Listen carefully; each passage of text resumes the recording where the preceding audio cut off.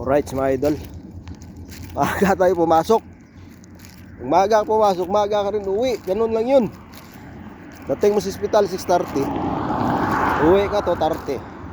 O, di ba? Ganun yun eh.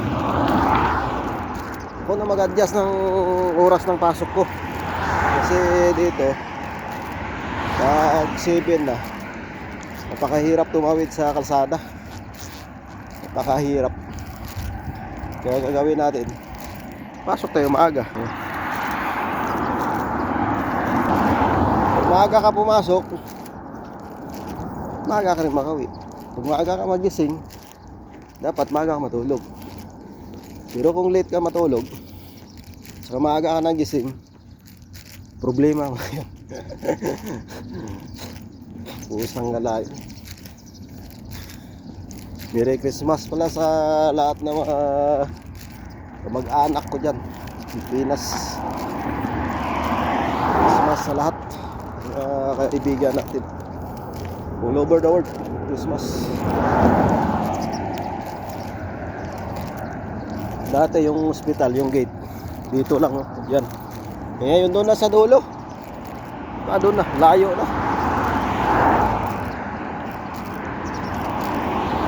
May scooter naman ako. Ang problema nga lang,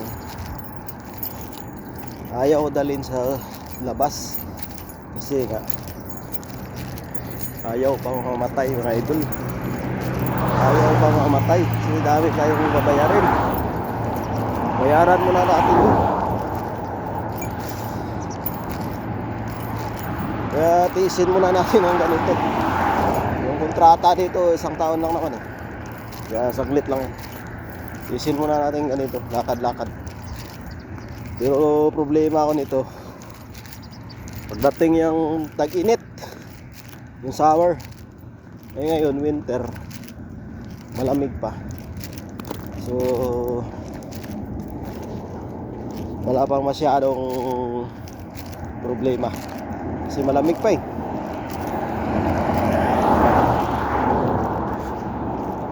Medyo pumuti ako konti kasi malamig pa. Pero pagdating sa tag-init niyan, sigurado yan, back to normal ang ating skin.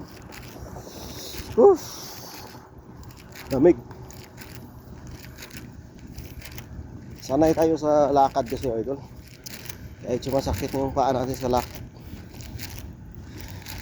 sanay tayo dyan. Pero minsan nakakasawa rin magtrabaho, nakakapagod.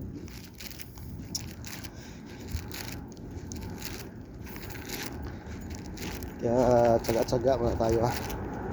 Ganyan talagang buhay. Habang nabubuhay tayo, may problema. Yun, di mawawala yan, problema na yan. Sa English yan, huwag ko na Englishin. Bahala na natin din. Wala nang cut-cut to idol. Pero pagdating sa gate, kailangan ko patayin. Kasi yung sundalo kasi yung bantay dito mahigpit. Kasi nung unang araw nagbukas ito, nag-vlog ako, pinadelete niya sa akin. Pinadelete niya.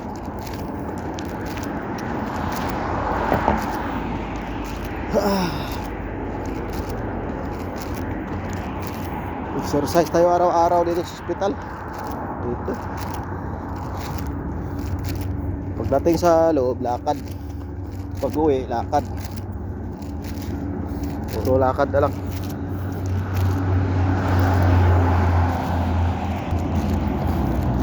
Yan. Lupa. So yan na guys, maraming salamat sa suporta. Merry Christmas to all. Thank you. Alright, bye bye.